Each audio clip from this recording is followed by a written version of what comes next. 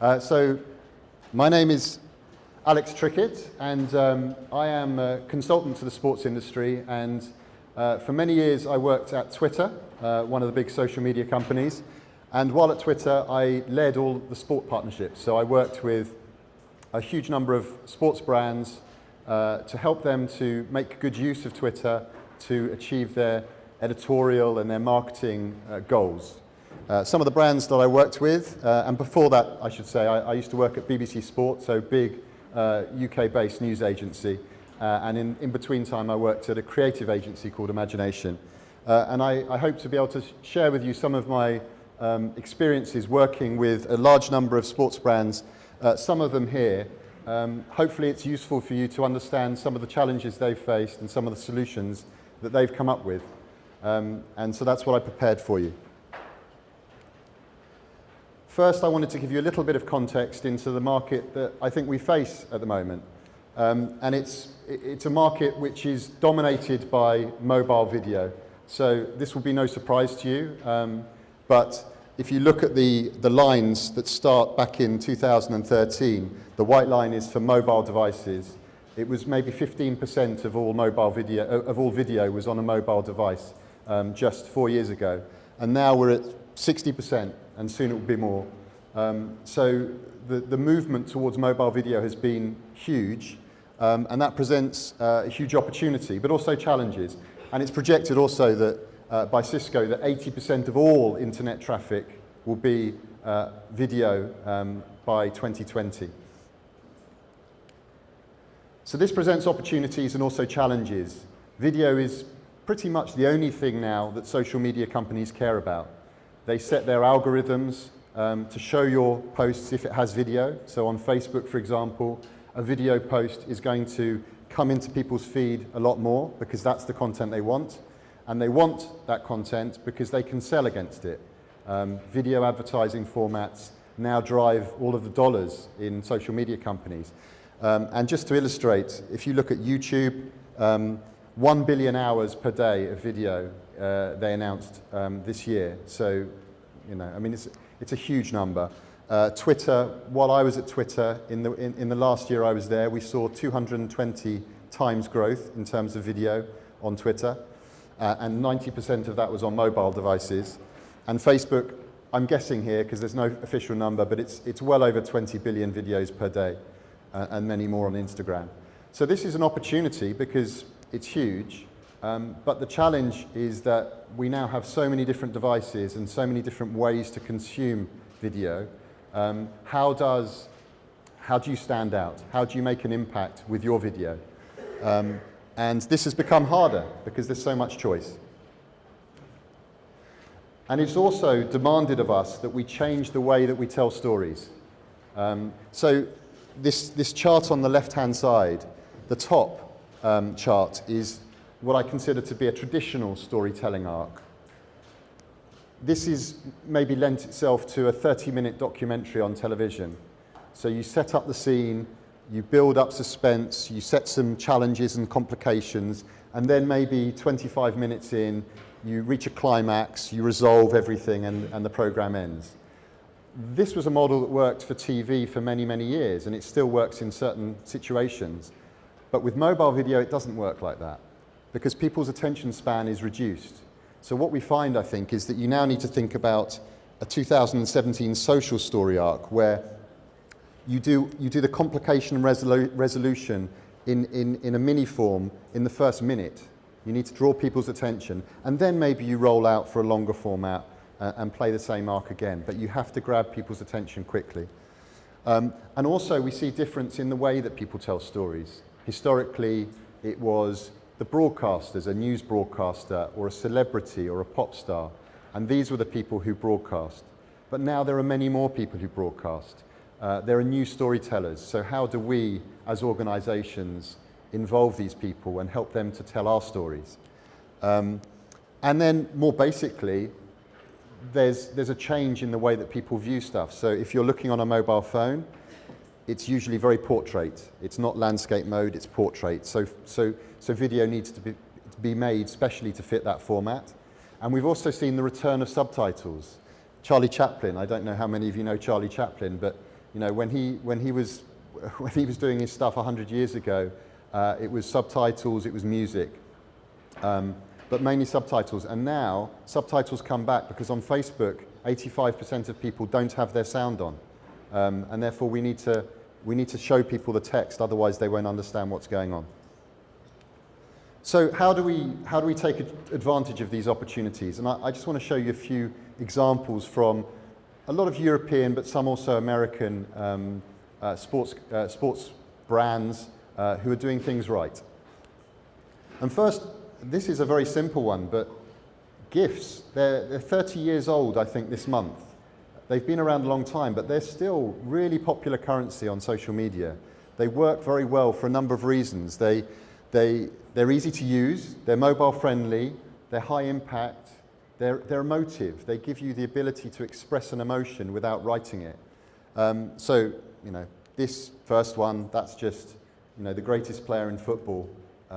It's colourful, it's high impact, it's something that people want to share. The second one, you might not know this guy Flint, you probably won't unless you follow lower division English football. But when he scored a goal recently, they did this GIF. And it's a bit silly and it's a bit funny, but if you look in the bottom, that performed 300 times better than their normal post, because it's shareable, because it's fun, because it's easy to notice, and so we're seeing more and more of this, and GIFs are the gift, I guess, that keeps giving. And you could do it in a lot of ways. So, you know, there's humour. I still love this one. We all have mascots. Sometimes mascots have a fall. There's also style, so creating something stylish with a GIF that makes people notice it. Or there's high impact, you know, the watermelon baseball trick. Or else there's something like the Tiger Woods one. This could be used in many situations to express how we feel. I've just had a result. I'm going to do the Tiger Woods GIF. So there are lots of ways to use GIF, and they still resonate in Europe and beyond. And also, I've just noticed, and this is something that has only just started to appear in my social media feeds, but it also, I guess, blurs the line between video and photo in the same way that a GIF does. And it's pressable live photos. So I don't know how many of you have iPhone, but when you take a photo, it records the frames on either side of the photo you take. And so now people are starting to use that on Facebook. So I'm invited to actually press on the Manchester City badge, and when I do that, this happens.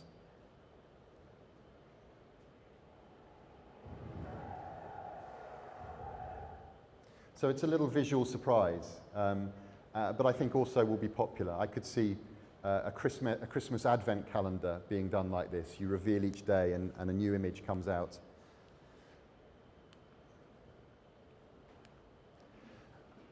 Video, as I've said, is so important. And sometimes a piece of video is good enough in its own right. You know, an amazing goal the next day, that might be enough.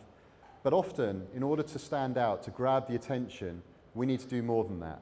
And this example from Arsenal, I think, is a good example of adding graphics to a goal to make it memorable, to make it appeal to a younger audience.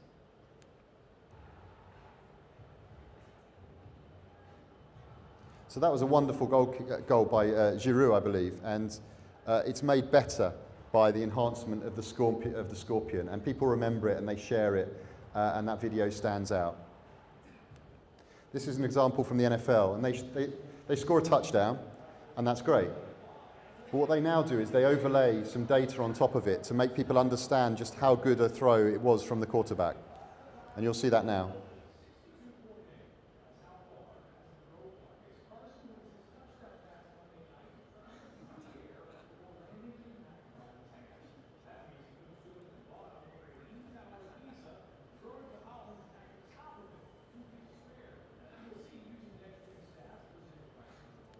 And it goes on, but you get the idea. You know, the bird gives you a sense of the distance, and then when you measure it against the Leaning Tower of Pisa, you see just how far he's thrown it. And that context is very useful. And brands like it. So here you see, you know, a brand is now bought into that. There's a commercial opportunity as well as a fan opportunity there. And also, as I mentioned, think about subtitles because people don't have sound on, so they need words in order to understand what you are showing them. Instagram Stories is a fascinating area, and I think it's where I certainly see the most innovation at the moment. It's relatively new. It's Instagram's response, I guess, to Snapchat in many ways. And what we're seeing is lots of interesting ways to use it.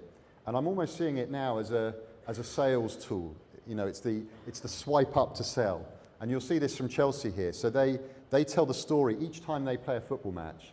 They do this graphic video that tells the story of the match. At least they do this when they win, maybe not so much when they lose. And this is for Chelsea Man United, and you'll see what I mean. This was we have Fireworks Day on the 5th of November in England, and this is that day. Chelsea's firework, no problem, lots of light and explosion.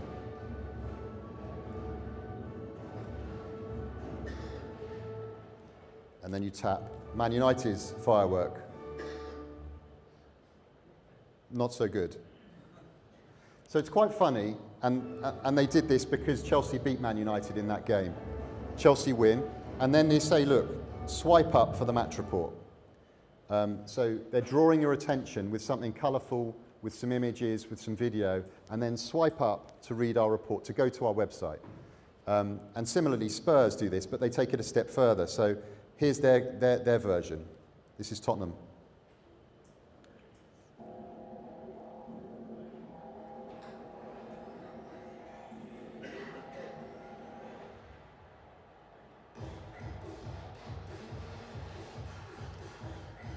So it's very much a sales device. And when I swipe up, I go, hang on, sorry, we've jumped too far.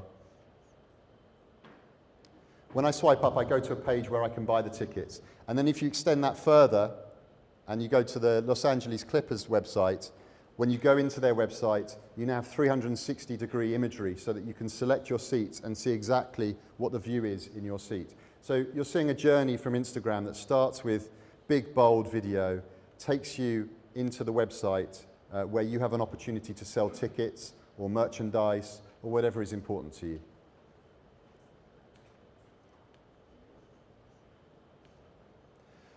I thought I'd talk a little bit about social-first branding because often we see teams, and this still applies in Europe and still applies in the States, that have a brand, and they've had a brand for many years. And this may be new, sorry, apologies, it's not in your book. But when they update this brand to make it think about social and mobile first, it's really effective. This example is the Premier League. That's their brand as of 3 years ago. It's okay, but it's quite traditional. And it didn't do particularly well in social. What they did a couple of years ago is they updated it. They made it more simple, more clean, more colourful, and then when this applies on social media, it grabs attention, and it feels consistent, and it's high impact. And this is what it now looks when they play video.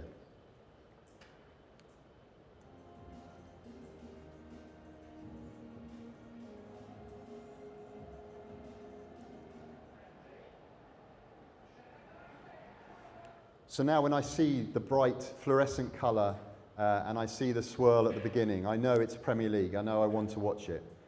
So think about the brand, think about how the brand lives in social. And think how it lives in your venue too, because a mistake I've often seen clubs in England make is they assume, because their fans love them, that they know where to find them. But that's not always the case. Fans need to be told, look, here's Liverpool. Are you on Twitter? Follow us at LFC today. Let people know that if they want to follow your news, these are the social channels, these are the digital channels that they must use. And Wimbledon, I like this example. It's Wimbledon, they have a queue. People wait in the queue for 24 hours to watch the game the next day. And while they're there, they have plenty of time. So when they see this, which is a nice grass topiary @ handle, they take a photo, but they also remember, at Wimbledon, this is where I go on Twitter, on Instagram, to find the latest news from Wimbledon. Always use people. Your people are your strongest assets. FIFA know this, so when they had the recent World Player of the Year, they spent a lot of time, if you look on the left, behind the scenes, interviewing Neymar, letting you see how the stars prepare for the awards, doing one-to-one interactions with the fans. People love this. Neymar has more followers himself than his entire football team, Paris Saint-Germain. Cristiano Ronaldo has more followers than the whole of Real Madrid. So people are really important. Your people are important. And if you see this from the Olympic channel, they take this further. So this is an example to celebrate 100 days to go to the Winter Olympics, which will be here in Korea. And what they do is they put American athlete, and they give her control of their Instagram feed. And they say, look, you relate to these fans better than even we can. You take over. And it works very well.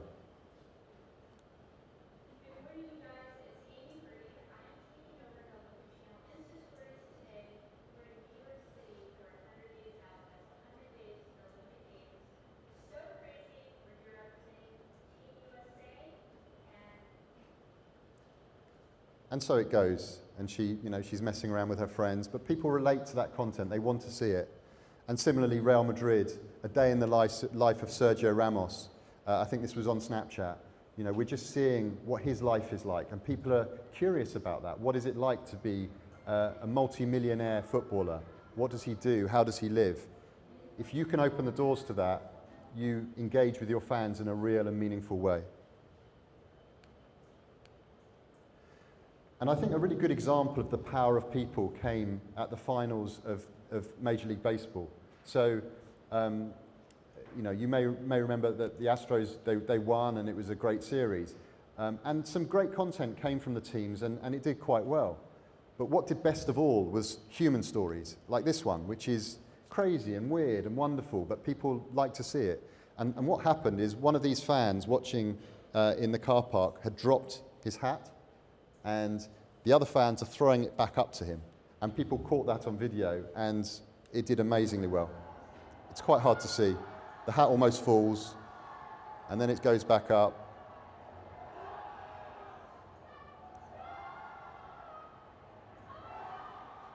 Another moment of almost falling.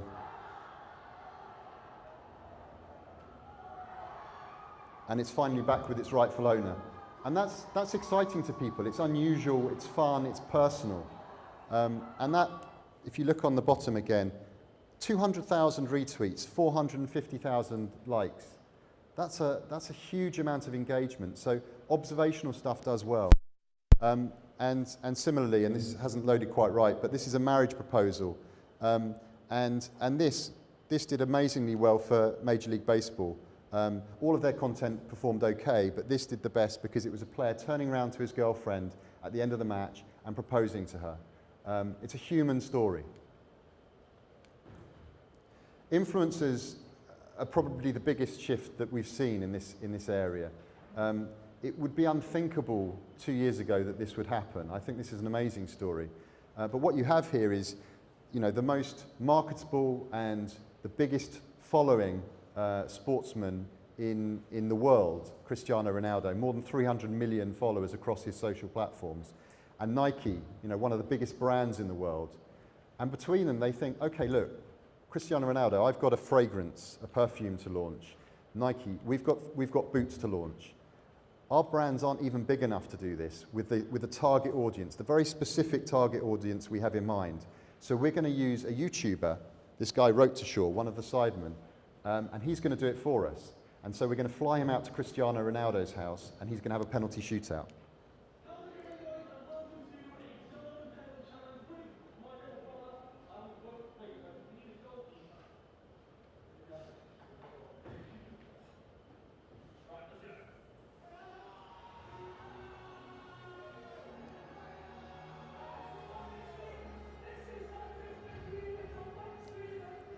And so they have this penalty shootout, and I'll bring you to the end of it because I think that's the remarkable bit too. Keep in mind, Cristiano Ronaldo, the World Footballer of the Year, one of the biggest egos in sport. This guy is used to winning. And then we come to the end of the penalty shootout.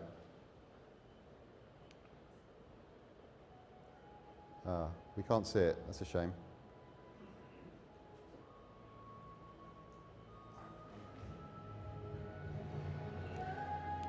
I'm going to have to tell you what happened. It's hidden behind that video. Basically, the YouTuber takes a kick, he wins the penalty shootout, and Ronaldo hugs him. We would not have seen that 2 years ago. That's not possible. But now it is, because influencers carry the opportunity in the crowd.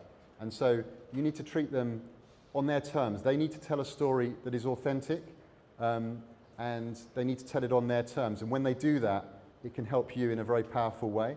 And that's what we saw here. I will share the video afterwards so you can see it in full. It's too long to show here, but it's worth a watch. Another example of this, I call it the rise of the professional amateur. And this guy in the middle, he's called Spencer FC. And every year he comes to Wembley Stadium. I don't know if you've heard of Wembley Stadium. It's the home of English football. It's our big stadium. And so normally it's reserved for Manchester United and Liverpool and for the England football team. But every year this guy, Spencer FC, comes with his friends and they play a game there. And they play it in front of 50,000 people, and millions of people watch it on YouTube. And not only that, they invite people, they get sponsored by EE, which is a big mobile company, and these players all come and play.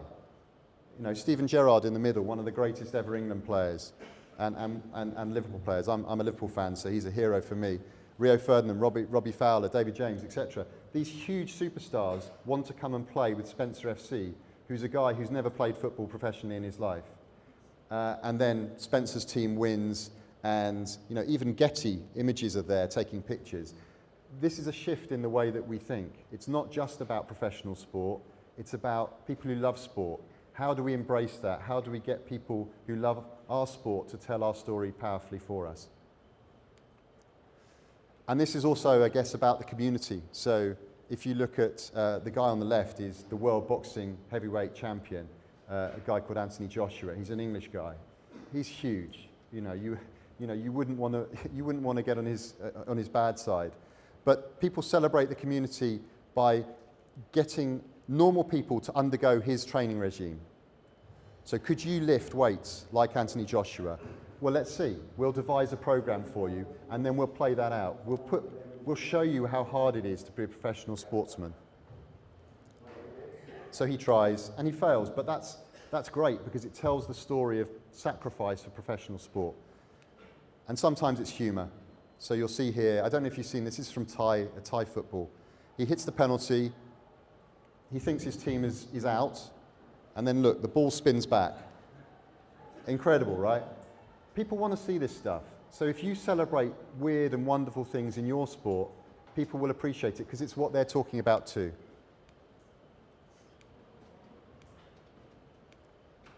And also commemorate your fans. Commemorate them by using your social properties. This is Manchester United shining a spotlight on their fans in India, taking over the top of their Twitter page for fans in India. Or in the stadium, your Snapchat, your snaps in the middle of a stadium. A massive landmark in London, we've broadcast your messages onto the top of this building because we care about you, because we want to hear about you. Think about what your canvas could be. How do you tell their story? How do you empower them? Using voting. This is AS Roma. Choose your favourite goal.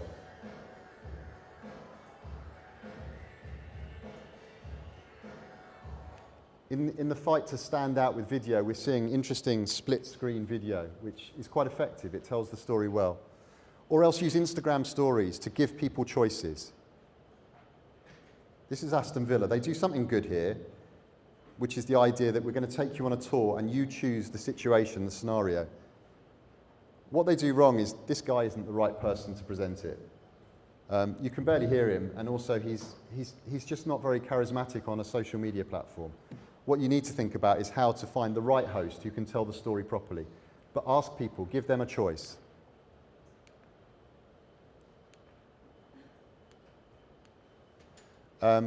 Empower them by linking them to the players they love. So this is Neymar and Cristiano Ronaldo again.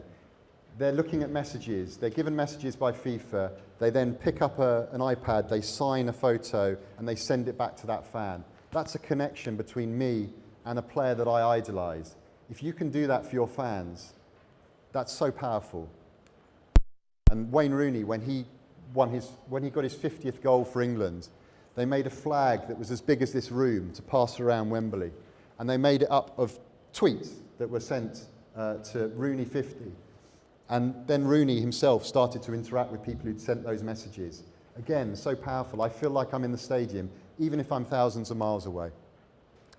We're seeing a trend towards sport as entertainment. When Major League Baseball came to London this year, it wasn't just a baseball game, it was an extravaganza. It was a music festival, it was hitting home runs, and it worked really well. You've seen that Amazon has now signed a documentary deal with Manchester City to get behind the scenes. This has been going on in the States for many years.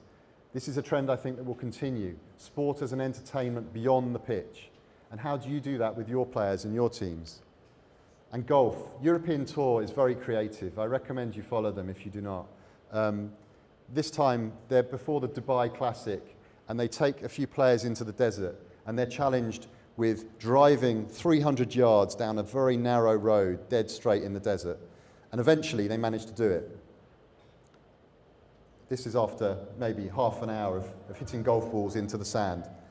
And you'll see the excitement from the players is authentic, it's real. They're so excited that they've managed to do this. It's a bit different, but that's contagious. People want new formats, they want to see things that surprise them. Gamification. I'm seeing so much from brands turning stuff into a game. Again, it's an extension of entertainment. Here is the race to be the #1 player in tennis, but it's presented in a different way. This is a race between Federer, Murray, and Nadal at the top. And off they go. It's almost like something from Mario or Daley Thompson's decathlon. But it's charming, it's creative, it's fun. And Nadal wins the race. Or this from the check down, which is the NFL's sort of trendy little brother. You press, and then the game responds. So it's turning Instagram stories into a sort of game. It's engaging, people share it. Apologies, I'm skipping quickly because I'm near the end of my time. And this has had such a bearing on real sport, actually. This is a view from Madden NFL. And actually now, what you've seen is the Madden view is the view you see on Thursday Night Football on the main camera. That's extraordinary if you think about it. This started as a game, and now it's in the game. It's now part of the actual experience. So gaming is leading, increasingly, in this culture of social media video. And be topical. Anyone know who the guy on the left is? Any ideas? LeBron James, most famous basketball player, dressed up for Halloween, 1.3 million Instagram likes. That's Steph Curry, huge performance. And Tottenham, they do their own sort of game show on Halloween, where they get their players to stick their hand in a box of something nasty. It's funny, it's engaging, and it shows your players in a different way that fans can appreciate. He didn't want to do it. He did eventually, and then he ran away. But it's fun, it's engaging. 8 times normal performance. And you have this opportunity, this really big opportunity, and I say this from my experience of being in London when we hosted the Olympic Games. When the Winter Olympics comes to Korea, this may not be your sport, but it's a moment of national pride. It's a moment of cultural and sporting significance. So think about ways that your sport can interact with the conversation that will be going on social. Have fun with it, most importantly, because people warm to fun. So finally, what does this all mean? Well, it means to capture attention in a very busy space, you have to work harder and you have to be more creative than ever before. And that's a challenge. The way I would say it, motivate. You need to motivate people using video and using people, MVP. And what I mean is, it's not enough just to broadcast your message anymore. You need to be more creative than that. You need to give people reasons to care.